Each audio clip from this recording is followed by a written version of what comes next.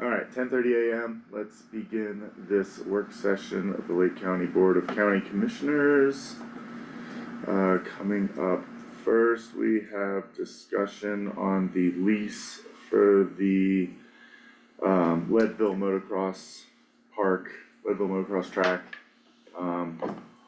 also known as Mount Elbert Moto. Thus far, we've taken input from the community, we've taken input from the operators, input from the county attorney, and we're trying to I'm doing my best to find a happy middle ground, to get the track back open first and foremost, because it provides a service for Lake County that we have zero alternatives to at the moment. It also, understanding the challenges that we're gonna see they're already happening, and I think are gonna be exacerbated by the current state of the economy with the drop in tourism.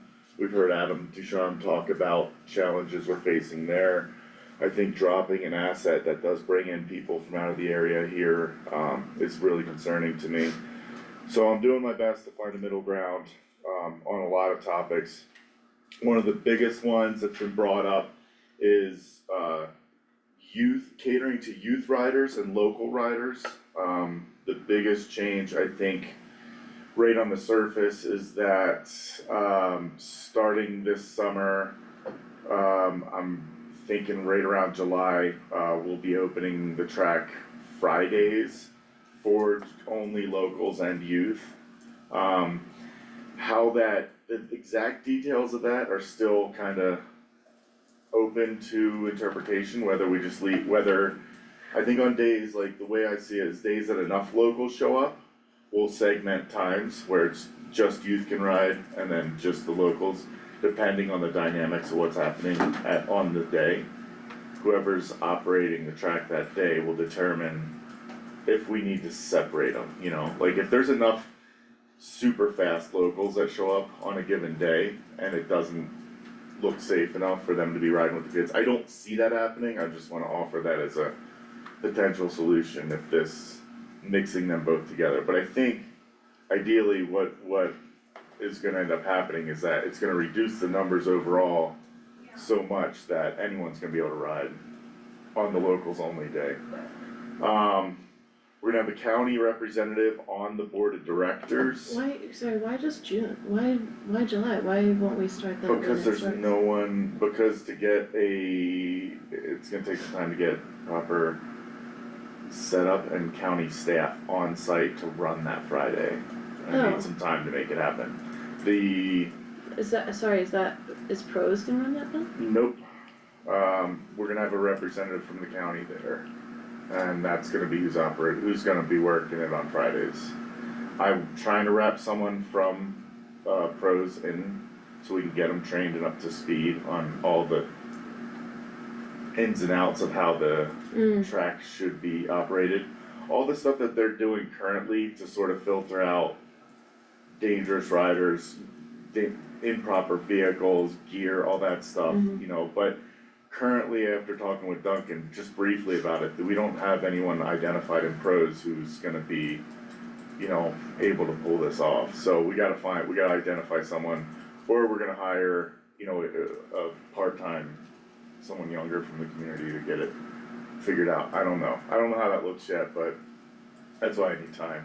I don't wanna just say we're gonna start that right off the bat because it needs some development, but that's something I think that's gonna check a few boxes. As far as catering to locals, we can't operate the track 7 days a week. I mean, I don't even think we can pull it off 5 days a week. There's not enough resources, there's not enough manpower, there's not enough, and it adds too much, adds too many logistical challenges at the moment. I don't know what the future looks like, but I just wanna focus on the lease and what it should, focus on. The lease is being treated more like an operational agreement, and it's sort of like there's things in lease, I think, sort of micromanage how the track should be run. And those are some of the things that I'm not okay with. Um, there, well, let's just pull up the noted up version, I guess. Can we screen share that, Sandra, so we can kind of go through it together and I'll, Do you want me to do that, Sandra, so you can keep typing? Okay. Yeah, Andy, when you were talking about opening and having a county representative there on Fridays, does that mean the county will be operating the track on those Fridays? Or will the tenants be there with just the county representative there to help with operating the track on Fridays? You might wanna scroll when it's doing. basically, what I'm hearing from the track is they're stretched thin, keeping it going, what they've got going right now. So I'm trying to offer, okay, like we want these changes, but we need to make it happen. So however you think is the best way to approach that, I'd like it to be a representative from the county at the gate and someone from pros there to help. So yeah, I guess the county would be operating the track that day. I don't know exactly, this is still evolving as I'm just trying to, I'm trying to figure it out. Can I ask you a big picture question? Yeah. I really respect Kim. I've known her for a while. And I feel like as county commissioners, this is feeling like it's about the person, not the asset. And I get that like the Kegus have been a part of this, they have their own needs, but also like how do we look for the tenant that will serve the community in the way that the community deserves for the asset to be used? That's just what I'm hearing, where it's Yeah. like, oh, okay, we'll do that, When we'll I- do that. Where do we say, no, this is how the asset serves the community, can you do that or not? When I say operators, I'm thinking Jeff, Kim, Nick, Scott, all the people up there who've Sure, been working on it. And the community at large, the people who kind of frequent it and who are, there's two real distinct sides, I'm just trying to figure out how do we not lose the best parts of what we have up there yeah, and make some of the changes that we can, low hanging fruit, stuff that's achievable without major overhauls that are common sense and move the needle in the right direction while leaving the door open for more future changes that will benefit people on each side of this thing. And what happens when Jeff and Kim leave? Does the whole thing fall apart because of how much they've done to build it up to what it is? Can we get some kind of systemic, passing the torch, a way to, maintain this asset? Like, I had a lot of misgivings about it for a while. And then that work session that happened, when was that, last summer? Where we got to hear from people all over statewide and how much they valued this. This asset we have here kind of changed my position on a lot of it, because I'm like, if there's people who are driving 2-3 hours to come to this place and it's the only place they feel safe bringing their kids, or it's, upper middle-aged people who are like, this is where I learned to ride, I love it, it's where I wanna go, it's sort of like, alright, maybe I'm wrong, maybe we don't need to change the fundamentals of it, maybe we need to keep this portion as close to how it is as we can, and then look at maybe adding on in the future. So I'm like trying to like maintain and preserve the best of it, but leaving the door open for changes that other people wanna see. So how do we legally do that? Let's just, Chris, maybe you're our girl on this, but like, how do we say the Moto, what is their name? ND Elbert Moto. Say ND Elbert Moto wants to just run it on Saturday, Sundays. And next year we're like, oh my gosh, we have found all this money. And there are all of these volunteers that we could have it open from 3 to 6 every day on. All week, several days. Yeah, Monday through Friday. Like, is there a way is there a way that we can do that? Because what I don't wanna have happen is for us to like lock into something that we would potentially be able to grow if we were in partnership, but because of the leasee or the operator, we've locked ourselves into a time where we can't access that asset. I'm looking at, based on the number of riders we have in this community Yeah. and how diverse it can be. Yeah. I see this huge gap between the little kids track and where the track is right now. So I see expansion in the future that maybe doesn't include the operators of the current track, that is maybe what we learn from these guys, maybe come up with some kind of partnership or agreement where we can use some of their machines, equipment to create a second track, just like like I've been working with other track operators around the state. Very few of them have just one little track, they have several tracks together to cater to all the different abilities, and that's what I see ultimately. You know, we're all kind of squabbling over this one little, what is it, 7 acres or something, you know, it's one little piece of this track and trying to change it to fit all these different needs. And I think we're gonna just destroy it if we keep clawing at it in all these different directions. So I'd like to preserve that as it is and then figure out how we can expand. There's tons of county land up there, I don't know how it looks, but you know, I don't wanna ruin what we have because it doesn't check all the boxes.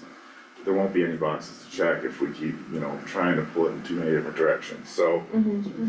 Also, to answer your question. Yeah, The challenge with this is that it is presented as a lease versus an operating agreement. oh yeah, that, And that is what hamstrings the county in terms of its ability to expand any use of the track unless it's specifically addressed in the lease. well, number one, I thought we were moving to an operating agreement. No, that's not what's before you, it is still a lease. Okay, but Andy, when you've talked to them, like, did you talk about how we wanna be in an operating agreement instead of a lease? It's been, I don't think it's good, we're gonna lose it if we try and move to that simply because of the lack of trust with how things have been approached previously in the telling the current board of that track what they can or can't do from the county standpoint, and that being too heavy-handed and being, you know, overly restrictive and, you know, basically telling them how to do everything they already know how to do. Yeah. So it's, Oh my god, well, okay, but I hear that, is there any way we can move towards like building that trust back, because what we don't wanna do is get into a Ski Cooper situation where we've got a lease. we're already there. That's Where we're- what you have with this now, is we have it with this, we have it with Ski Cooper, we have it with Mountain Massive Golf Course.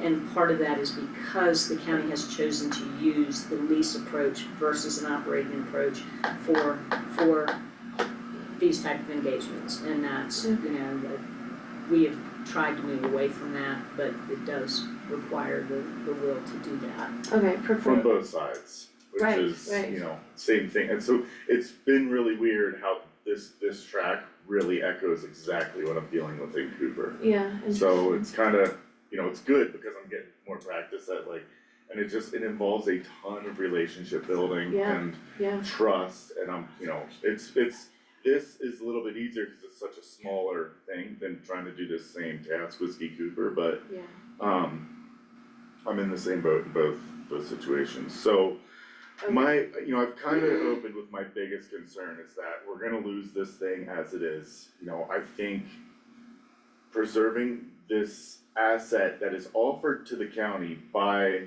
Leadville MX is kind of my biggest goal. Us trying to take control of it and tell them how to do is, I feel like, not as important to me as risking the whole thing altogether. okay, proposal. Yeah. This goes till 2028, 2029. I can't tell you. 29. Yeah, they expanded long. it to, it's a 5-year term with renewal 5-year periods, yeah. Can I just propose we just do a 1-year lease? And we just do 1-year leases with the ability to extend 1 more year, because we need to move, all of these need to move into an operating agreement, all of them. So but we can keep this lease to like continue to build, to help make sure that our operators understand why.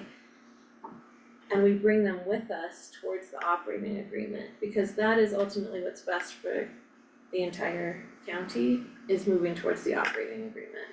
So if we could do a 1-year lease, 5 years is kicking it down the road to the next board, where we won't have been able to like build the trust, build the relationship back. I am open to discussion on that for sure, and I can respect where you're coming from with that. I just think with this specific situation, you know, let's bring it up to those guys and see where they're at with it. I'm not opposed to the idea. Again, I think giving an entity a piece of land to do something that provides an asset should be a good thing. I don't know why this is, you know, well, I know why, but like, I don't know why we wanna avoid that completely. Like, do we really want to have to run Ski Cooper? Do we wanna have to run a motocross track? Do we wanna have to run a curling facility? You know, it's sort of the precedent. An operating agreement is really similar to a lease, but it's more of a partnership. It's not saying you have to do it in this way. You do get a little more say in that, but it's a community asset. It's not saying like, hey, here's a piece of land, go do what you want. It's saying, hey, Yeah. here's a really cheap piece of land that we would love to be in partnership with you to utilize for both of our benefits. What would be the benefits, like, I'm just trying to see this from all different points of view, what would be the benefits for that organization to wanna switch to? It just seems like a hard sell to me. The only thing I see changing is the fact that they don't have the legal leasehold interest, the ability to control that property. If the motivation, if the desired outcome is that they continue to operate the track, which is already built and improved, I'm not sure the downside, and except for the fact that from their perspective, I can understand that they would not want to lose any control over the property.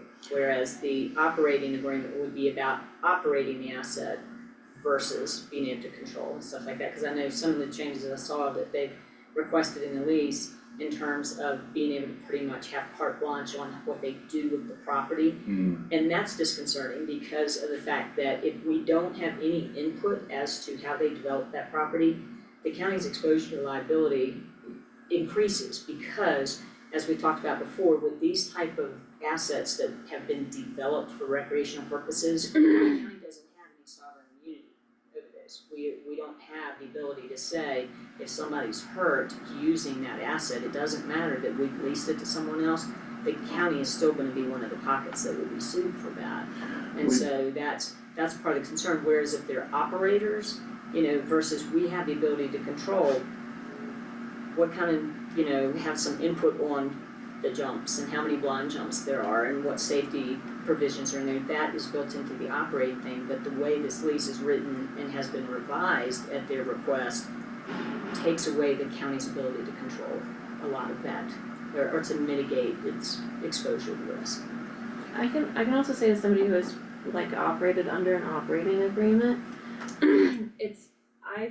I found it more comforting to be an operator because it engages the landlord a lot more, where the landlord does have more vested interest and resources that come to the table.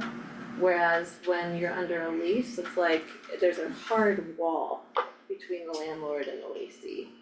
So I as a business owner enjoyed working under an operating agreement. It made it far more of a partnership than a transaction. Right. So, but I don't know if that's what they would think. What I'm saying is that like, I see this, I hear you, you've been the one in the room. I can understand how the group would be pretty pissed and would want to protect themselves. And what I'm saying is that like, yeah, legit, but you can, let's continue to have this conversation, not let's avoid this conversation for another 5 years. That's what I. So should we add something in there that this is the term of the lease, but it can be shortened or altered or changed into a operating agreement upon, It just ends. Agreement of the parties, that's not gonna happen. Once you have this lease, the way it's written and put in place, even if you put provisions for that, provisions for there to be a county representative as an ex officio, which means non-voting person on, to their board and stuff. Once that's in place, no, you're committing to that for the next 5 years. And if you have things in there to say that it can be amended, upon agreement of the parties, knowing their perspective on this, you're not gonna be able to achieve that agreement in most instances. I think year to year puts a weird dynamic on like setting up and, some of the capital purchases they've made or are looking to make for equipment, graders, watering trucks, all those things. If any of those need to be replaced, it's like, or have big giant repairs that need to happen and they're not even sure if they're gonna be open again next year, that puts a weird, asterisk on like year to year, so. For sure. Between, 1 year and 5 years, 3 years, yeah, 2 years at the very least, I think it'd be hard to operate, that track under anything less than that, just from that perspective. Yeah. The other thing I'm trying to preserve is,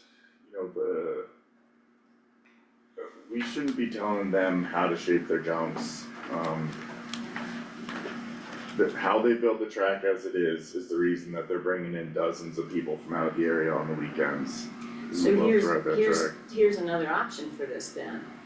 It sounds like it's a commercial operation then, and if that's the case, if you want to lease them for a commercial operation, there should be other consideration provided to the county. If you're talking about wanting to expand and build tracks for more community-oriented use, then the rent they pay, the stuff, what they contribute back to the county in exchange for being able to use county land for a commercial operation should be more substantial than what's reflected in the lease. $1,000. Yeah.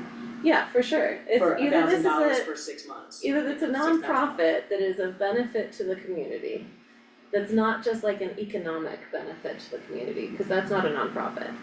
Either it's a nonprofit or it's a commercial entity and they run it as a business, and that's For completely different. Increasing operating time by 50%, that is just open to that's the boxes I'm trying to check with the Friday thing, is, more of a benefit to the community. Yeah, but they're not doing that, that's you. Well, I was gonna say, and my concern with that too is if it's the county, if they're not gonna be there, we're gonna be essentially subleasing Yeah, the facility from them for Fridays for us to lease. Then if they have created a dangerous condition on the track, who's responsible for that then? Under Only those us. terms. yeah. That's part of my concern. I would not want us to get in a situation like that where, Okay, so we need a different person, someone not county, working on it on Fridays. I would prefer if it's gonna be open for the community on Fridays or whatever, it still needs to be them We should operating. hire, yeah. They need to hire somebody to do that. Alright, so can we, yeah, alright.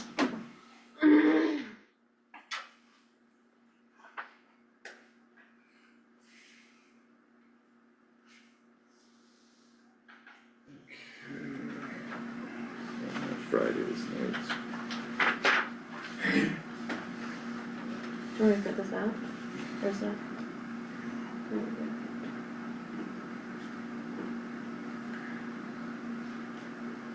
I don't know if I'm gonna hit this May opening, Where's that?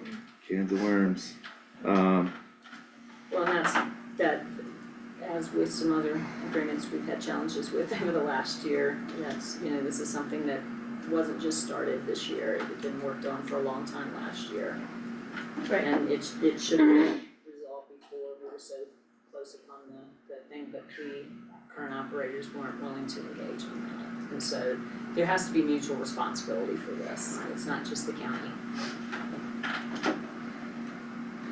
Yeah, I know what, the worst case scenarios are, I'm just trying to avoid that because of what that has grown into and become, and, so you're saying if these other options of where, like, it can't be a nonprofit, if we're just gonna treat them like a business? Well, no, here's the thing is that technically they say they're a nonprofit, but the type of nonprofit that they have registered themselves as is supposed to be somewhat of a community benefit Are they thing. C4?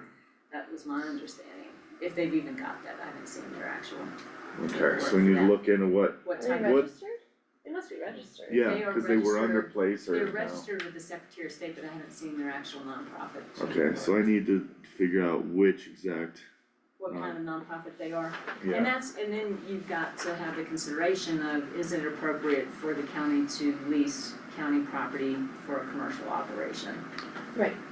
That's I mean, something in that, my head, it's like, I know, looking at what they have on the ground up there and the resources and what they pour back into the track, I know no one's making money off the track, it's more of, so in my head, I'm like, that's a nonprofit, but I forget that there's so many different C3, C4, C, whatever. C. Well, I think it's a C, nonprofit I think doesn't- they're a C6 is what they've represented, because their waivers Who are they that they representing? use as members, because their waivers have a statement in it, by signing the waiver, they become a member of the organization for that day, which So is they would not have to how it have- works. They would have to have member meetings, they would have to be, Yeah. members would have to be voting for their They have to be officers. actively engaged, and that's what I'm saying, is I That's think not part of the concern here is their organizational structure may not be Yeah.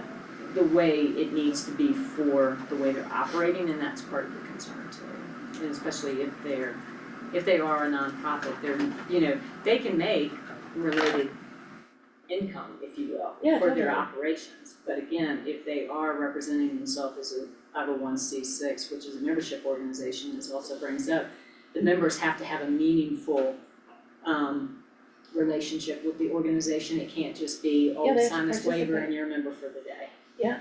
That's not how it works, They have to have like at least 4 meetings a year for all their members. for all members, and then they have to have a What quorum are- to be voting on budgets, and that's, There just has to be an active role for them, and Okay. so that's part of the concern, and this hasn't been something that has been on the county's radar for a Right. while, and unfortunately, kinda like some of the other organizations that have leased county property, there hasn't been the full engagement, because in the past, the commissioners were running everything in the Right. county and didn't have the capacity to focus on some of these things, and Right. unfortunately, then you get in a situation where they're like, well, we've been doing this all this time, and we should be able to continue doing this all this time, and it, as Commissioner also said, might not be in the best interest of the community, for that community asset. with anybody, I'd rather be in an operating agreement personally.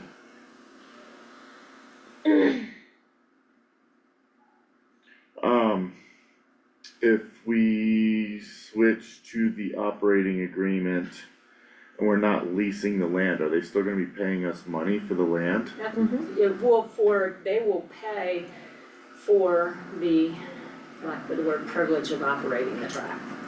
So it won't be for the land, but it will, we can do the operating agreement where if part of the operating is the fact that they will take care of the Compensation verbiage? improvements and all that kind of stuff.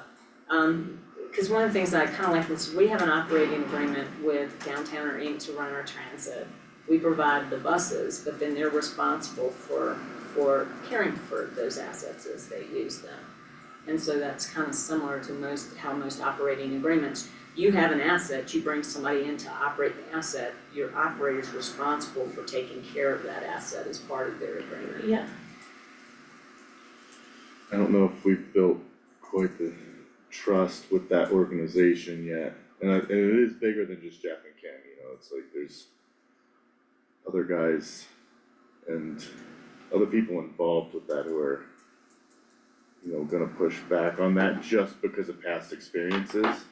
So I'll continue with like the relationship building aspect of it and But that's Trying- why, to address your point about we're on the heels of them needing to open the track, well, that's what might counsel in favor of an initial 1-year term. So you have the rest of the year to actually do the deep dive and have these discussions and come to what is the best arrangement for the community on this. And in the meantime, they get to continue operating it this year and such under the lease, If you decide the lease is the appropriate one, upon renewal, you could also agree to a longer term for it. And also, I mean, I also think that in an operating agreement, you've got plenty of room to negotiate too. Like, to say, hey, yeah, we'll manage this asset for you, but we need you to help with watering the track, or we need you to help with, getting internet access, or we need you to help with blah, blah, blah. There's just so many opportunities for them to negotiate with an operating agreement too, that actually allows them to access more resources as opposed to needing to provide all of those things for themselves. That's what I would see as the benefit. Just don't think we need anything. Like, we Well- figured out a workaround for the digital waivers, in terms of, which would be yeah, I mean, really expensive. There's no electricity, there's no internet, there's not even barely a cell signal up there. You Yeah, can but get a text out, Cooper but saying, but they've got they internet. have internet and they have all their own stuff, you know. Right. And Josh has been amenable to running electric and a Wi-Fi cable, whatever, over there, so they can have that, but it's, you know, again, I'm like, trying to save a asset that's already been closed down for at least this summer to, you know, Starting in August, right? I don't think this is. It wasn't closed all I summer. think there's a district. that, yeah, I just said has previously been closed down, and, Yeah. you know, I mean, they've operated into our shoulder seasons, which is another, you know, thing where, you know, given on how the next week or two pans out, it could be another tourism draw for May.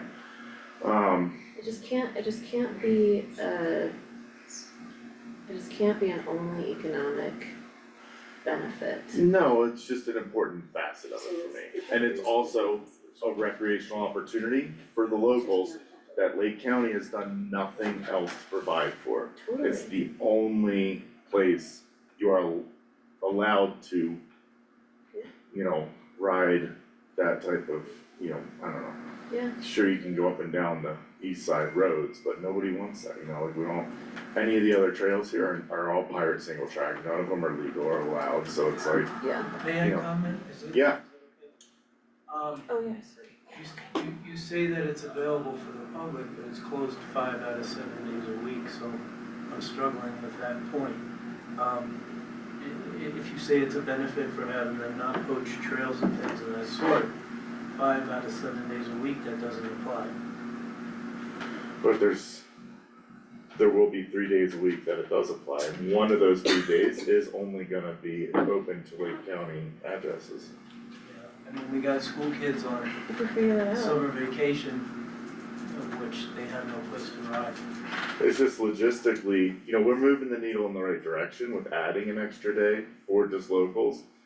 Logistically, you know, in a perfect world, yeah, it'd be open 5 I days don't a see week. how the logistics get more complicated with more days. Once you set up that infrastructure or whatever you call that personnel or whatever, then it's established. And making it 1 day or 4 days, really, I don't see any. Like, it doesn't take resources and manpower to keep the track groomed and running and the gate I'm not sure operating. that it's manpower that's difficult, it's the coordination. The coordination of people. Coordination of people. Once we establish a working situation, applying it to the rest of the days a week is simply a minimum wage position. My position on that is like looking at the past, it's been Saturdays and Sundays. Not from the beginning, we weren't gonna share No, the of beginning course. of how the Yeah, track I started. mean, for the first 5, 6 Yeah. years, we were open 7 days a week.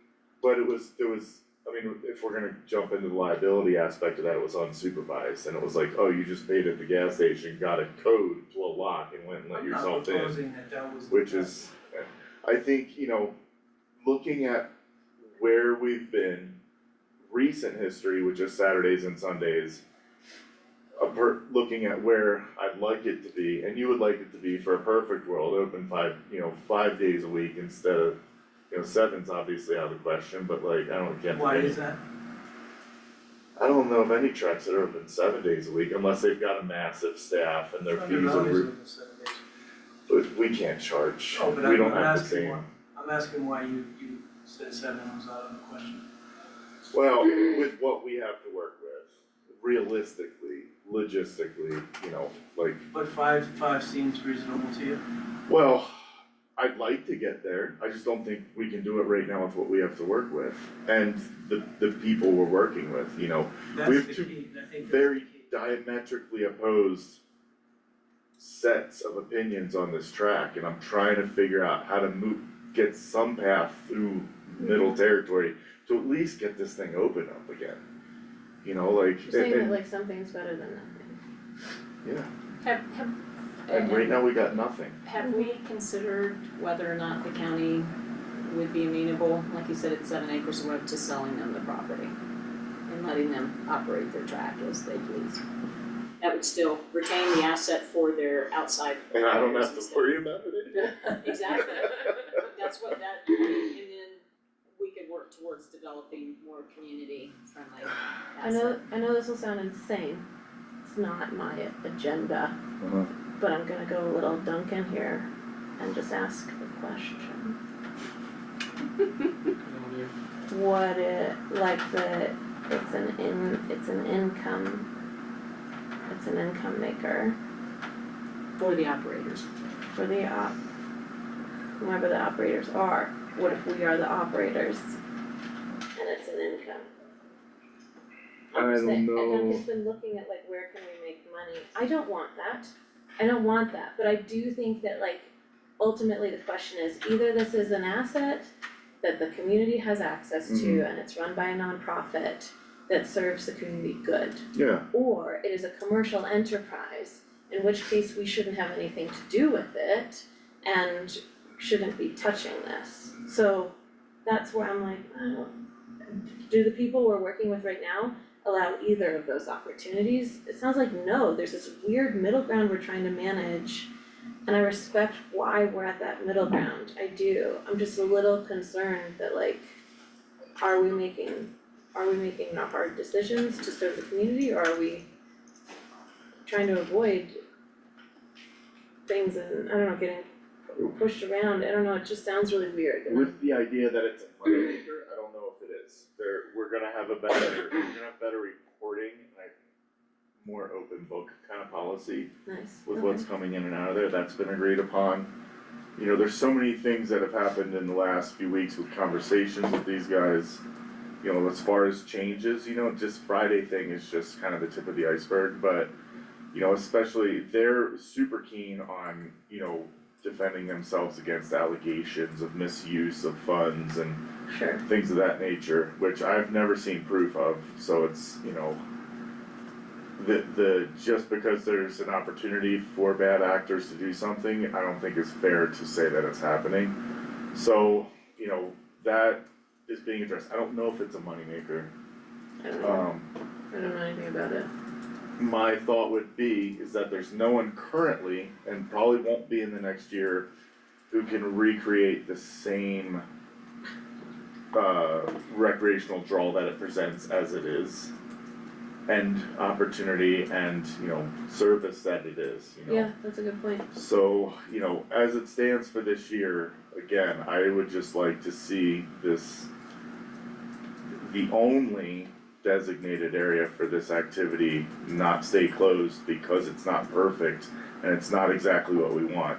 I'd like to get it open with the hopes that we keep evolving and growing and finding ways to turn this into something that we want. Right now, with all the holdups on the lease and us wanting to make everything perfect on this, it's Look at those notes. it's not gonna happen, and this goes right in line with us continuously. Lake County is really good at getting in its own way. So now we've lost this thing because we can't come to an agreement, and I'm trying to do the opposite of like, alright, what is the most neutral middle ground where we check some boxes over here, we check some boxes over here, but we don't just let the whole thing go to crap because we can't agree on stuff. Well, and that's why Yeah, I think well it's said, it councils in favor of maybe considering this initial 1-year lease. Okay, And then and just say, because you want to have the opportunity to work out all these details, the goal would be to have a win-win for both sides. Okay. Mhm, That's the goal. 100%. so since I'm not technically a county employee, right? Well, I mean, No, you are not. you are, no, in terms of not the same as the rest of the. As myself, could I work up there on Fridays? I can't Is tell that you a- you can't, I prefer you didn't because of the perception that you're a commissioner wherever you are in this community, and it would look like a commissioner running. Alright, so we gotta find someone who's not working for the county, who's gonna run it on Fridays for the locals. Or, I mean, is that Duncan, I mean, in terms of it, because if we're gonna be running it, or if it's. Well, we're just gonna be like working. Yeah, it's sort of a weird. Weird. Yeah, for that, yeah. So we just wanna find someone who's not working for the county to run it on Fridays. It Or should to be for just- them to They hire should be somebody. working for the motocross. Yeah, Yeah. to work for the track on Fridays, that's kinda what I was like, alright, I'll do it if we can't figure out what other way to do it, but, Be their employee. yeah, You know, I guess my comment would be, we need to set the specifications of what we want, right? And I'll be harsh and say, if they can't deliver that, maybe they're not the most appropriate group, right?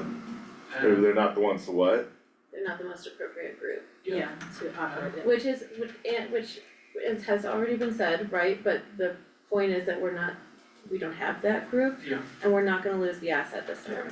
Yeah, and that's what I'm saying, Period. preserve the operation for this year, but Yeah. maybe don't lock yourself in for 5 years. Alright, You know, so then at the very least, we can keep this thing going for another year while we try and figure out what the heck the future looks like. Here's what that gives us an opportunity for. Number one is for us to be really clear about how we do want this asset used. Not in terms of telling people how to operate, but saying like, hey, this is what the community needs and this is what we want. And then it gives the tenant the opportunity to like, they have the seniority, like they have the relationship, they can totally build towards that. It also gives the market an opportunity to say like, whoa, does someone else want to offer what we're asking for? So it still leaves the current tenant in a position of strength.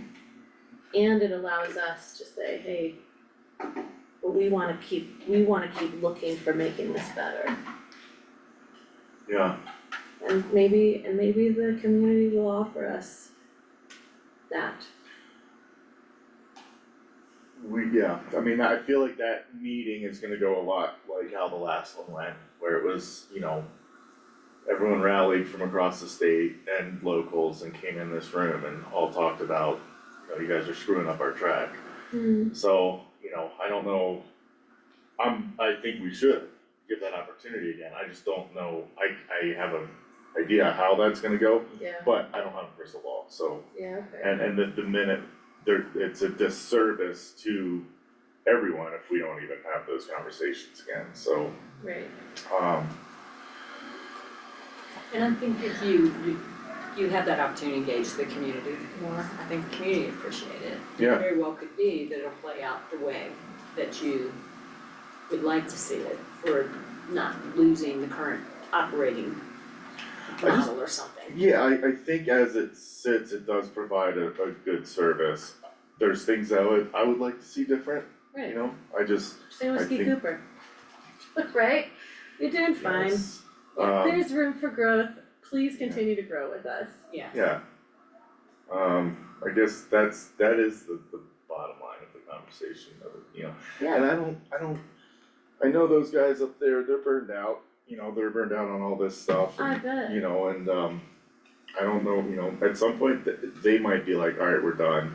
It was a fun ride, I appreciate you guys trying to work with us, and at that point, then we're gonna have to redo everything, and it's Well, gonna we do be, an RFP and ask for proposals to operate the motocross track. yeah. It's built, it's out there, and then see who responds to it. It's our And asset. how would that even look, like, they own all their own assets, I think pretty much there might be a tractor up there, Well, I think the John Deere and the orange or black truck, whichever one it is, water truck or something, there are two pieces of equipment up there that belong to the county, the titles were never transferred to them. Okay. So, I Are know we- those, but if there's other equipment that they purchased, I mean, part of it, if they decide to walk away, the county can always offer to buy that Okay. stuff for them to be able to continue to maintain the track, Yeah. Okay. so, Yeah, same with another operator. yes, Another Exactly. operator could offer to buy that. right. Or the other people on the board just kind of fill in that void that would be left if a couple of them decide they're not. Yeah. I'm sorry, how much time do we have for this agenda item? You are done with this, at 11:15, we switch to the opioid Okay, discussion. So Okay. so the only closing thoughts.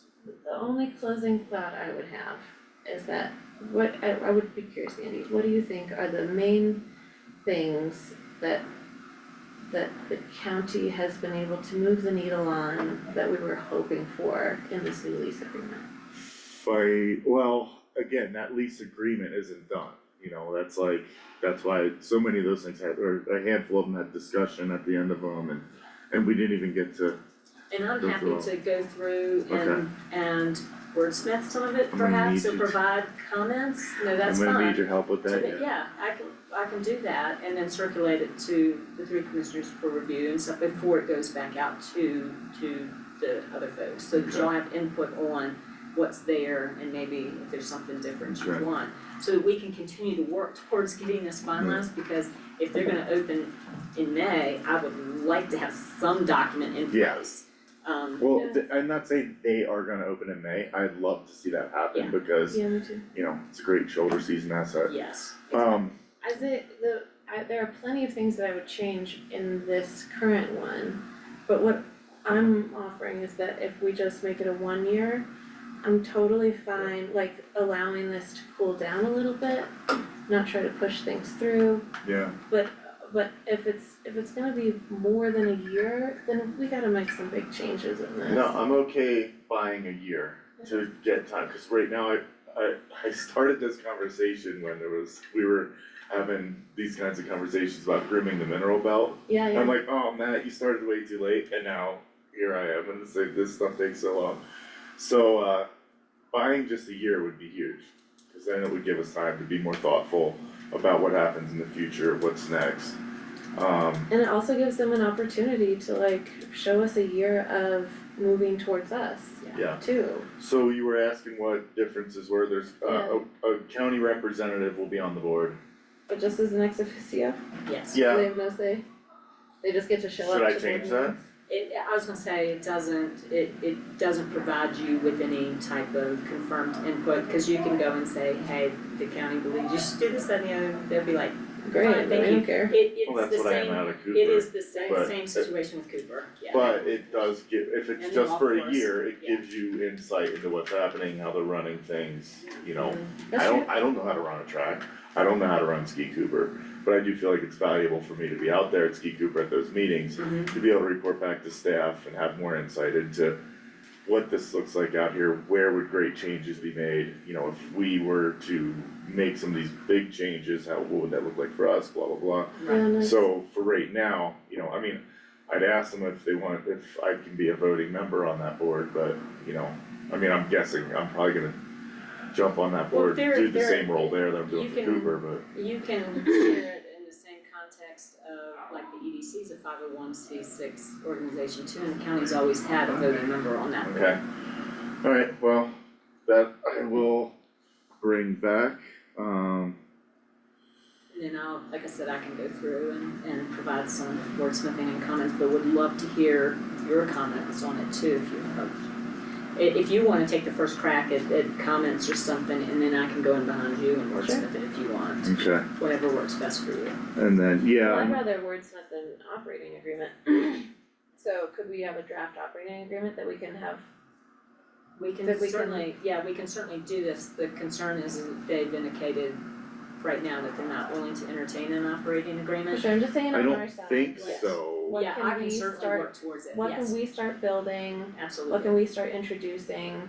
Yeah. What can we start like helping them understand ways in which it could be beneficial to us. Mutually beneficial aspects of an operating agreement? Yeah, yeah, cause I do think that they can be. It can be, and you know, honestly, if they're an operator, they might end up having more support from the county in terms of resources to Yes. operate the track. Exactly. So they Okay. don't have to feel burned out and pressured into doing it all themselves. Maybe I It's could hard come to- up with a yeah. bullet point list of some of those. Not yet though, not yet. No, I'm this is saying- just, we're just trying to buy a year to. Yes, to Okay. work towards Okay. a mutually beneficial arrangement. Okay, so Yeah, are you all good with I that? hope during buying that year that we're not at 2 days a week, and not even 3 days a week. That would be, right? that would be a real shame of another year that the county kids don't get to utilize that track. That's what Fridays The is been third part year, of. the third day is still on the table, totally Yeah, for heard Fridays. Andy. When Yeah. they're, well, and it's for the summer that we. Just locals, I hope which it's more includes than one day. kids. That's what my only. Yeah. Well, we'll work on that. It's not something we have the power to dictate, even in a lease.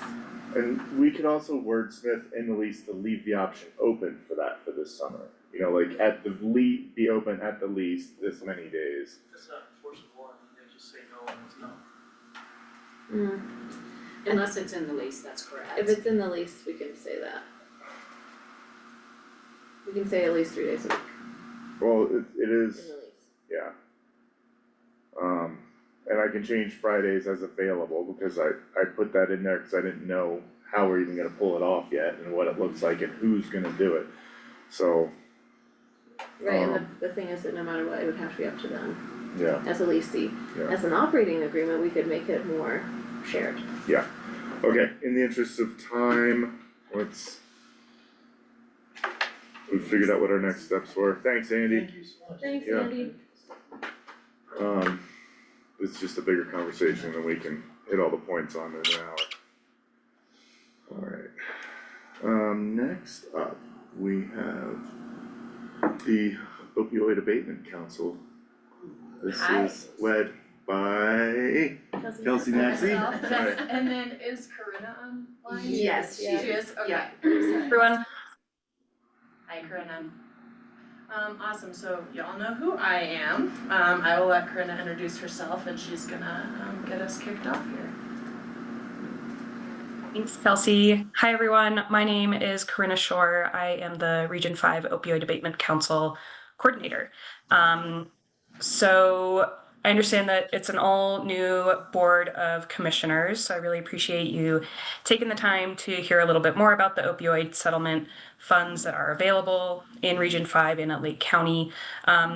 If it's all right with you, I'll start with a pretty broad overview of the opioid settlement framework in Colorado, just to kind of set up our conversation, and then we can move into the specific ask for you as commissioners, if that sounds all right. That sounds great. So Colorado currently is expecting to receive about $870 million of opioid settlement funds. Those are going to be distributed to the eligible entities over about 16 years. The first payments were made in around 2022, and they'll be available at least through 2038. So it does get spread out across a pretty significant amount of time. That $870 million is broken up into really four different pathways for spending. The biggest piece of that pie is going to be the regional opioid abatement councils. Lake County is a part of Region 5, which also includes Eagle, Garfield, Pitkin, and Summit counties. So 60% of Colorado's opioid settlement funds are going directly to those regions. There are 19 total in Colorado. I'm not sure how they decided which counties to group exactly, but we are sort of this I-70 mountain corridor, more or less. So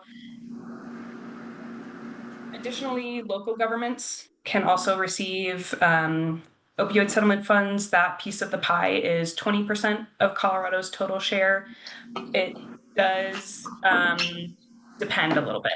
Counties and municipalities are those entities that are eligible to receive the funds from the local government share. However, they can choose to either, as a municipality, divert their funds to the county or the region, or as a county, divert their funds to the region. So I'll say within Region 5, all of the counties are currently keeping their funds, and it's about a 50-50 split on municipalities that are keeping their funds or routing them to the region or their county. That last 20% of the opioid funds in Colorado are really at the state level. There is a Colorado Opioid Abatement Council, which receives 10% of the funds, and then an additional 10% gets released through an infrastructure share, which is actually what's supporting my position. Currently, it is a grant process that the Colorado Opioid Abatement Council runs for eligible entities. That includes regions, counties, and municipalities. They've gone through now 3 rounds of those applications.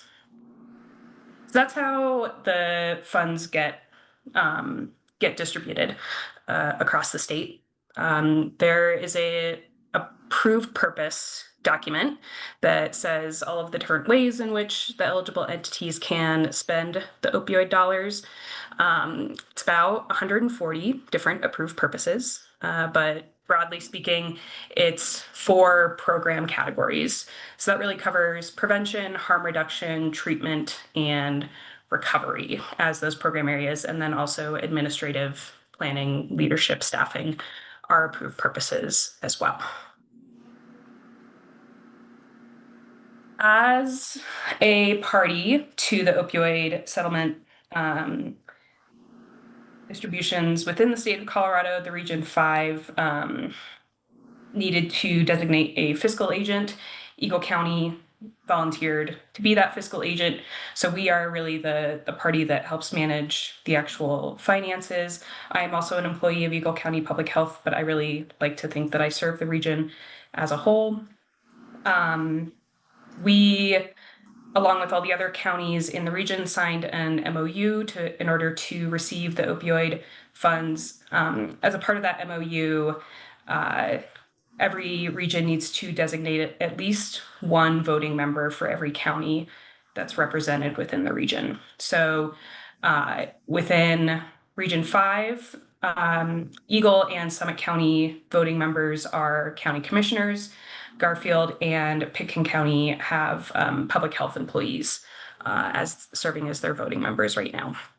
As a part of the MOU, county commissioners really have that first right of refusal to sign on as that voting member. The Colorado Attorney General's office, who are sort of the administrators of the opioid settlement framework, really felt like there was a lot of benefit to making sure that elected officials had the opportunity to be involved in the distribution and management of these funds. Since you are an all-new board of commissioners, we have been having Kelsey sit on as our voting member up until this point, but we wanted to make sure that you all were aware that if any of you are interested and want to serve as that voting member, we would be absolutely happy to have you. As far as the region and that time commitment that might be needed from a voting member, we have 2 annual meetings every year, so every 6 months in February and August. Those are typically around 2 hours. And then there are additional work groups that some voting members choose to attend and contribute to, and others let other representatives within their county attend those work groups and guide the work on behalf of their communities. I feel like I've been talking for quite a while, so I'm just going to pause, see if there are any questions around the opioid settlement framework in general, the region, and what the role for the commissioners could be, if any of you all are interested in learning more. Yes, so we've all seen the damage caused, rooted in this, the opioid epidemic. And I'm understanding Colorado gets 800 and something million out of this. Yeah, 870 is the current estimate. That does go up somewhat frequently. New settlements are kind of getting finalized all the time. They're pretty small generally, but that's the current number. That's for this year. No, that's across the 18 years. Yeah. 18 So years. yeah. Oh, okay. That pretty much puts this. I was wondering, like, why? Okay, we're like I-70 corridor, major drug trafficking lane. We've seen the effects on the boots on the ground here, and we get like 1% of that. But it's okay. Now I see why Yeah. the $9 million got thrown out as. And so that $9 million is our share for this year or for 18 years. Full 18 years. So we got to figure out how to combat the opioid epidemic with 1% of that fund for 18 years. Yeah. This is like an impossible task that we're being presented with. That's why We're gonna opioid break it settlements are down a bullshit. little bit more and make it a bit more digestible, but yes, it's a lot. The amount of money they made is what it should have been settled as, not this piddly few And then Lake billion. County does get a small amount too that we manage locally, but like our local amount is about $27,000, and then we'll get about projected $2,400 a year for the next like 15 years. I mean, 27,000 could be like an easy price tag you could attach to one person's, like, the harm inflicted on one person. Yes. In a half a year. we Yeah. go through that. Yeah, like losing a home, losing a car, both of those Treatment. pretty much, yeah. Oh. Kelsey, how, I want us to be partners in this, and I want us to use our power in however we can. What's your impression of, is this the right place for us to be participating? My intuition is that I would rather have somebody from public health there who understands the impacts, who's closer to the implications of how the money could be valuable and what is going on, but I wanna hear from you if you want us on this. Sure, I really appreciate that question, thank you. Yeah. I think that there are definitely, like Corinna said, different ways to approach it. Mhm. I am also interested in being the co-chair for the region. Cool. I cannot be the voting member and the co-chair. Okay, A lot of what some of the voting members, what they do is, they don't go to any of the meetings, and they just get the information from like Yeah. whoever they have going to the meetings, and then they're like, how should I vote? And then you just show up to vote. So that is an option. why would we do that? Like, what's the benefit? Is there a benefit to that? I don't think so, then I don't see I that. would need to be the voting member, but you could also delegate someone else to be the voting member. I know Lauren Schneider has expressed interest in being our voting member, so that I could become possibly the co-chair. Cool. So those are some options. I think it's however you all want to approach it. We are at this point very engaged in the regional work, so Yeah. I don't think we would necessarily need y'all, unless you're interested and passionate, to dive in with us, cause we're doing that. Yeah, I am interested and passionate in the work, but I do not want to, I would rather have the professional staff being at the table and be informed about how we can work locally with And- our presence. Yeah, and also be informed in how we can support Yeah. professionals and you guys in this. Yeah. What seems like an insurmountable task to me. Yeah, I think that. I'm happy to talk about some of the work that we've done to date and what's maybe on the horizon as well, if that maybe starts to make it feel a little bit more digestible in terms of the spaces and where we're going to be looking for contributions, especially from, smaller communities like Lake County, which we want to make sure are represented in any of the projects that we put out. Yeah, First question, I know that Dana's been calling into these, does City of Leadville get any money? Are they passing their money to the county? They are currently passing their money to the region. To the region, So when okay. we first started receiving all this money, there was no organizational way to do anything with it, and we haven't spent a whole lot of it because we've just kind of put together the framework to do this in a way that has hopefully the community voices represented in the work. So yes, Dana has been an active member, and I did meet with her about a month ago. They can redirect it and get it back, That'd be great. and she's working on that. Okay, that'd be great. Yeah, it's not a whole lot, but it is something. But it's okay. And you know, like if we're looking at projects like getting sharps disposal boxes, like $1,000 can do that. Yeah. So, we can make meaningful impacts with this money, so she's working on that, Okay, which is great. thank you. I was just kinda curious about like, when I learn more about this subject and what I've seen firsthand in the past with the community, people affected by it, it's always just such bad news, you know, and it's always such a hard, that's not the analogy I wanna use, it's always a hard, subject to digest. What are like the actions you guys are doing that you are seeing the best results with and things that are actually making a difference? Sure, do you wanna know on a regional level, a local level, both? Maybe both, yeah, Okay. see if they correlate or see. Sure, yeah, I think they correlate a lot, we're taking similar approaches, so locally what we've done is Narcan distribution, we get that for free from the naloxone bulk fund in Colorado. That looks like it's currently funded at least through this year, we'll see what the future holds. So we're able to receive that for free and distribute it to the community for free. We also do free fentanyl testing strips for everyone, which we get for free from the state.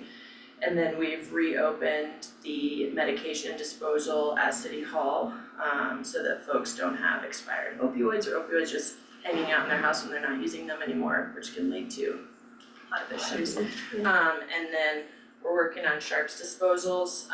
We have one now at City Hall, which is great, and we have them at Public Health, but hoping to expand that.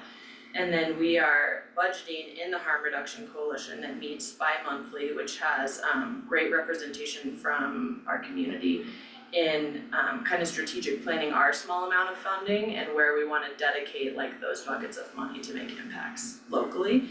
And it mirrors and aligns with a lot of the work that the region is doing as far as harm reduction, having an impact in the treatment space, and then supporting folks in recovery. So sharps disposal, this is like where people are dumping their used needles, right? Basically, I can't think any other Yeah, part of that. yeah, and a lot of that too is it just prevents the spread of disease in our community, Yeah, obviously, I get the you know, why we need that. Yeah. What is crazy to me is that like when I think of these things, I always think of like powdered substances, right? Is there that many people in this community using needles to inject themselves with these drugs that these sharps disposals are filling up or being? Well, we're still working on educating, getting the sharps in the right places, but a lot of the a lot of the feedback we're getting from the folks who handle the trash and recycling in our community is that there are sharps in places that they shouldn't be, and that is a hazard to our staff, to the folks who are handling. I found some under a rock the other day. The other day? Seriously? Jesus. Yeah, literally this spring as things were melting out, somebody had stashed their needles under a rock. They're all over. So yes, there is a need, and I think that we don't have great numbers, like I can't tell you exactly how many people in this community are injection drug users, but our data from overdoses and deaths shows us that we very much have a substance use. I thought like most of the current overdoses were like people getting fentanyl or you know, that mixed in with whatever they thought they were getting or things like that, you know, some like the test strips. I felt like this should be so super available to everybody. I feel like, you know, all the social media posts about, you know, oh, so-and-so OD'd, like, I don't know, I just had this vision of like, oh man, they must have thought they were getting something and then got, you know, too much fentanyl, but it's just so much bigger and more complicated and not just one little easy to blame, point a finger at something. That's it. Do you work with the bars? Like that's where I personally engage with like a lot of drug use in this community? Yeah, I think we have a lot of opportunity to expand that outreach, Yeah, cool. but yes, we That's a have. great idea. We could put the strips available at the bars or something. Like I know that, you know, the guys who used to run 0 Day were really into making sure they had fentanyl or naloxone, Narcan available and getting the trainings, and I was like, yeah, that's valuable, but like people aren't overdosing at the coffee shop. They're overdosing right across the street at the Hat. So I was just wondering. So I also want to make sure Corinna has an opportunity to kind of go through the regional work, which also has a lot of like roots in our community Cool. as well, so. Thanks, Karina. Yeah, thanks, Kelsey. Since we're kind of already on the topic of harm reduction, I'll talk a little bit about the work that we're funding in that space. The region has a current contract with High Rockies Harm Reduction, which is a nonprofit based out of the Roaring Fork Valley. And part of that scope of work is a minimum of monthly services delivered in every county. The goal is to eventually work up to weekly. There are some capacity barriers there that we're trying to address through some extra funding sources and a little bit of creativity. But I know Maggie, who's the executive director of High Rockies Harm Reduction, has gotten a lot of really great engagement with their services in Lake County. They're partnering with at least a couple of organizations. They provide mobile services, so they, you know, everything is kind of in a car. They come to the community, meet people where they're at, but that really does require them to make connections and build relationships with folks in that community to make sure that, you know, wherever they are setting up for their services, people are able to get to that space. It feels like a trusted space. One of the benefits of a mobile service format is that, you know, you aren't asking people to come into a government building or a police station where they might have a lot of fear around self-incriminating themselves as an injection drug user or as a recreational drug user. So we see that as a really big benefit to High Rockies service model. I know that they are they've worked with the library and with I believe the mission. There's a mission in Lake County, and all of those service locations have seen a good amount of people coming to get Narcan, get fentanyl test strips. Maggie and her team are also really knowledgeable about local systems, so they can provide a lot of referral services, and they do peer support as folks who have that similar lived experience to their target demographic. We are also go ahead. Success with the syringe exchange in Lake County. Nice. So their Lake County data, they're getting more folks engaged here than in some of the much larger counties. That's awesome. Yeah. It's scary and awesome at the same time, Yeah. I guess, huh? Sorry. No worries. We're also funding a data dashboard, which is going to be tracking some of the harm reduction pieces specifically.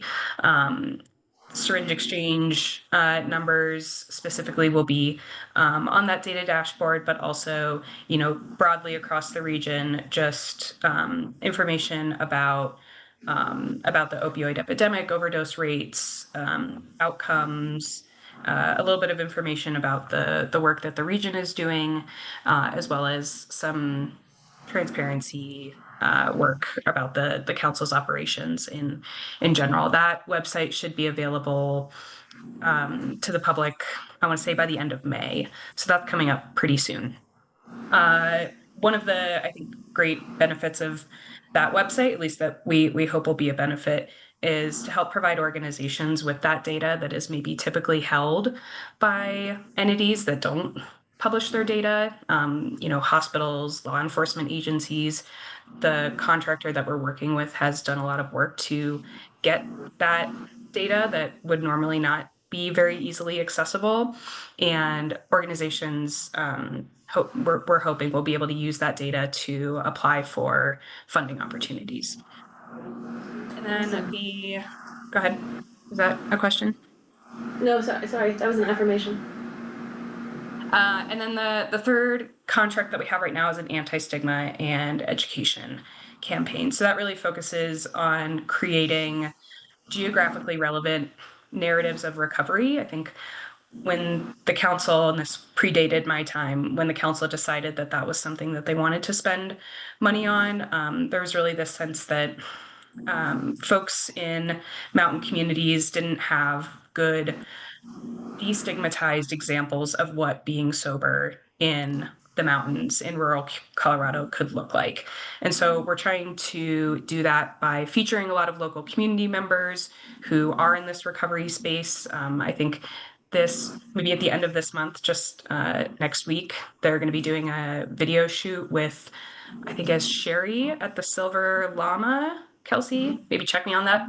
But I think she runs a peer support group out of the Silver Llama. So tying into that restaurant piece a little bit as well, kind of leveraging those existing communities, bringing them into the spotlight a little bit. And then on that website, there's also local resources and links to organizations where folks can seek help if they feel like they're ready to. That's great, this is amazing. And then, do you wanna talk a little bit about the future, strategic planning work, Karina? Yeah, I'd love to. So every 2 years, the regions are required to submit plans to the Attorney General's office saying, this is how we're planning on spending our money. Local governments don't have to do that. They just get their distributions and then they report their expenses. But because the regions get that big 60% piece, the AG's office wanted there to be a little bit more foresight around it. So we just went through a strategic planning process for 2025 through 2026. And in addition to those 3 contracts that I already mentioned, which will be extended for another 2 years, there's going to be 2 funding opportunities released for applications. One is going to be in the prevention space. So that's going to be a pretty small funding opportunities. We're already spending a good amount of prevention with the anti-stigma campaign, but some mini grants coming online for youth serving organizations. And then the bigger one is really going to be in that treatment and recovery space. And we're developing out that RFP over the next few months, and we'll probably release the application sometime in the fall. But the idea for that RFP right now is to really say, like, okay, how can we look at what we already have in terms of treatment and recovery systems across all of the 5 counties and fund a project that connects that good work that's already going on, because we know people don't always live in the same town where they work or receive healthcare, or where, maybe the next available treatment option is.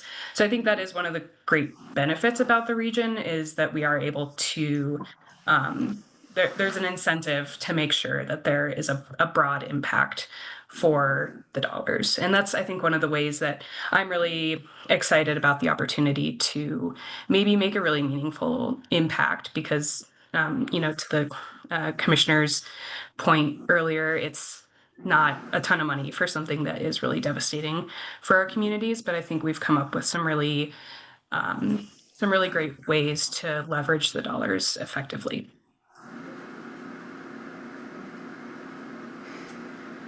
Just want to say I'd love to be lobbied too about how we can do better as an entire county, how we can be spending resources to support this work, how we can be showing up as leaders to be part of harm reduction.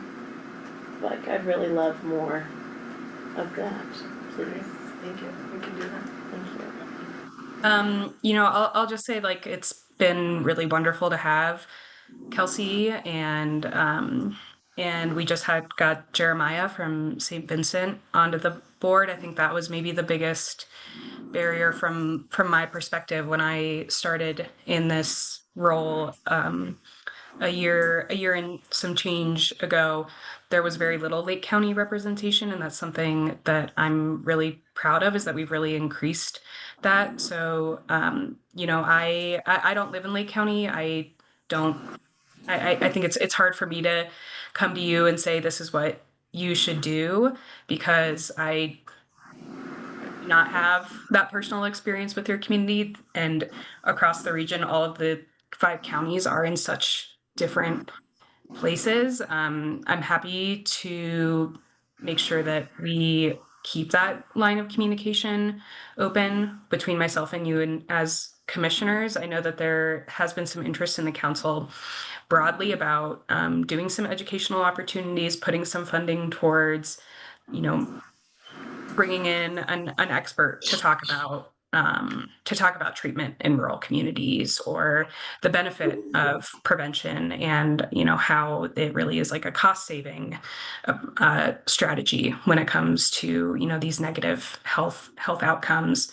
So um, I would just say that we would really welcome as much participation in the council as Lake County feels like they have the capacity to give. Great. And I think we're, as public health, still figuring out our best role in this.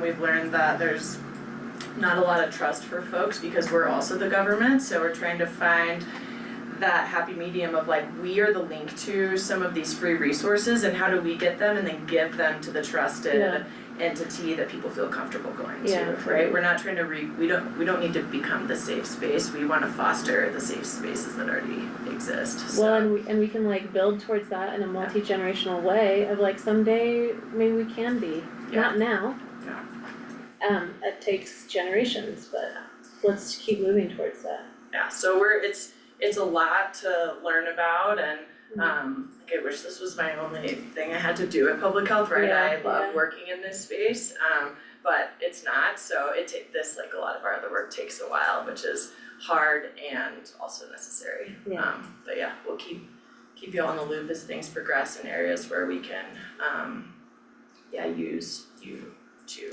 help like raise that up. Cool, thank you. The educational aspect, I feel like, is something I'd like to learn more about. Like how young is too young to start talking to kids about this stuff, things of that nature. Like, the word, in regards to that word preventative, it's kind of like, I gotta imagine at some point during, from elementary school to high school is kind of, but I have no idea where. Like, I don't know how this even looks. And I think we have an opportunity to get Maggie from High Rockies Harm Reduction in our schools, educating our kids. It's just getting that link with the school district and they are obviously working on a lot of things and we've reached out about this and I think they're just not, this isn't their biggest priority right now, but I do think there's that openness now and education and prevention is one of like the buckets we're gonna be setting aside money in our local money for because we can make a big impact in that. We can pay Maggie to come do trainings for a couple $100. And pay for some travel. So those are things that we're very much looking at because I think that's where we can make some of our biggest impact. Maggie has worked with lots of school districts. She's done trainings for kids. She's definitely experienced in that space. And her lived experience is very captivating and she's the person that the children would listen to. Like they're not gonna listen to me, right? So but Maggie is she's amazing. Nice. So It sounds huge. Let us know what we can do to support that. Cool. Awesome. And then I think just another action item for you all is if you do wanna delegate that voting to Lauren, I think we need that formalized. And you can send that to me and then I can send it to Corinna, but we just kinda need that formalized how we want it because of the changeover of the BOCC very quickly. Hal was the voting member, so I became it so that we had a voting member. And so I think we just need to. Sandra, could you put that on our next BOCC regular meeting for us to vote on? Do it by resolution. I was just gonna say, would it be a resolution? Because technically, since it's supposed to be off, then after all the appointment resolutions, we should do it by resolution. Good idea. Got you. And then I'll remain the voting member until then. There is one item that needs to be voted on like soon-ish, so I'll just continue to do that until we switch over, and then if it becomes Lauren, I will work directly with her, obviously. Awesome, thank you. Cool. Corinna, are we missing anything that you wanted to chat about? Oh, I just really appreciate the opportunity to share about the opioid dollars and how they're being spent in Lake County and the broader region, and appreciate your time and would love to follow up with if there's ever any interest in the ongoing work, and we can do a deep dive. I have one last question. You mentioned funding opportunities while you were talking, and is that like funding opportunities as far as like clawing out a bigger slice of this pie that the state has, or is there other funding opportunities available to help with opioid abatement that are outside of this settlement?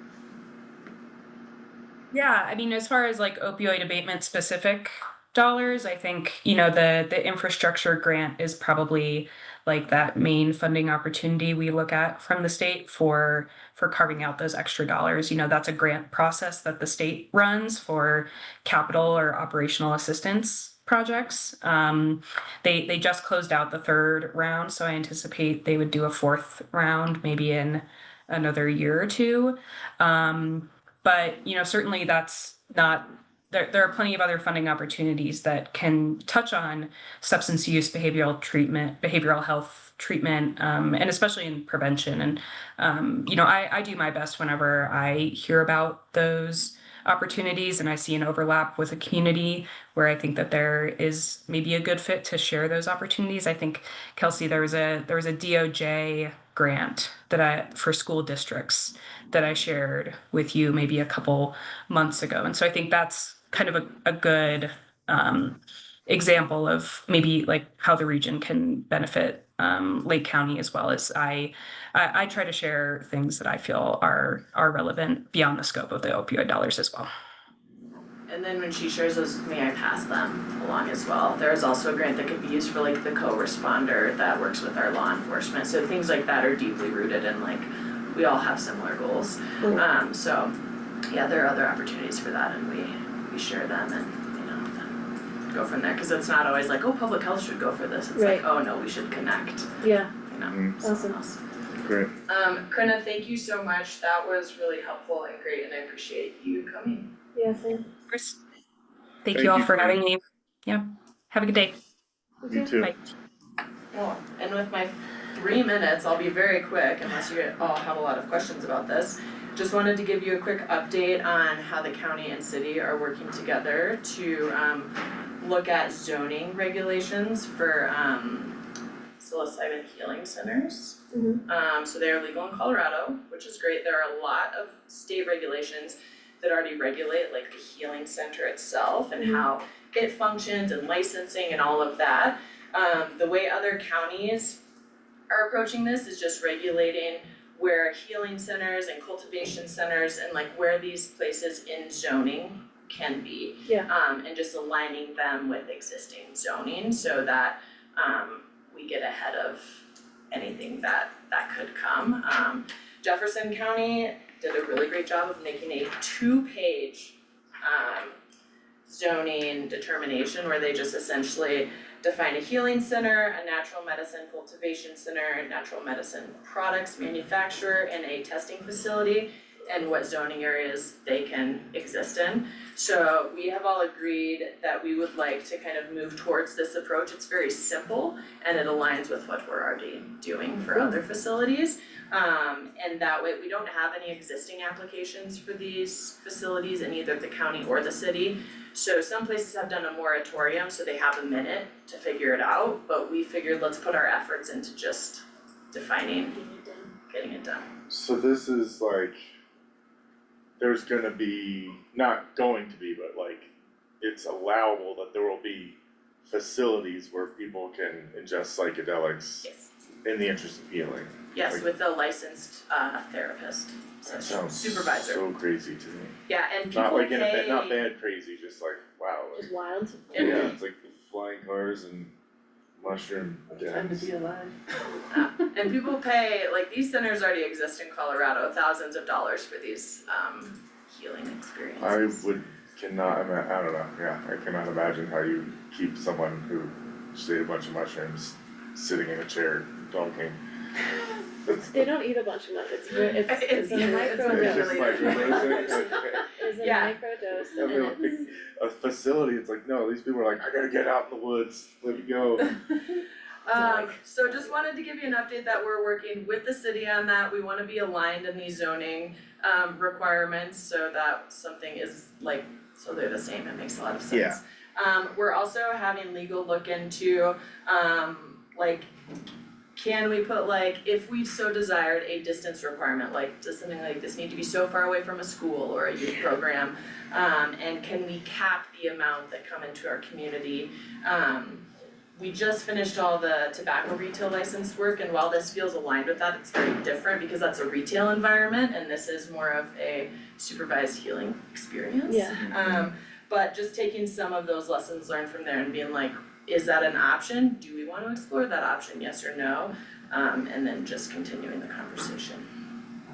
And if you all have any questions, I would be happy to take them back to the group and get answers, but just wanted you all to know what we were working on. Thank you. Yeah. So many questions, just not easily verbalized right now, but I'll follow up. I'm gonna be like, wait, what? How, why? It's it's still crazy to me that this is a thing, this day, but, I don't think, yeah, I'm glad it's a thing personally. yeah. I have friends who have been trying to access this kind of therapy work and it hasn't been legal. So it's cool. Yeah, and it's not retail at all, so Right. that's still Okay. not on the table, this is just the healing center. I guess, yeah, that might be more where I'm So if like, anyone is selling psilocybin, that is illegal. okay, It is legal to grow it and personally share it with adults, but not to it's a sell. really weird gray area. Who's your sort of. church?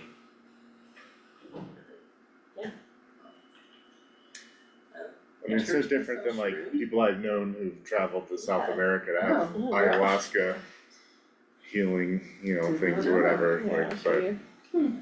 yeah. So we'll keep you all updated as we continue that conversation and come up with like our own version of this, but Thank you. that's all.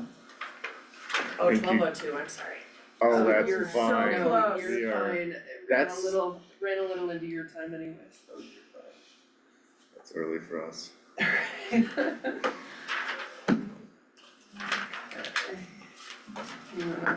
Officially, Yes, with that, we will conclude today's work session in Lake County Board of County Commissioners.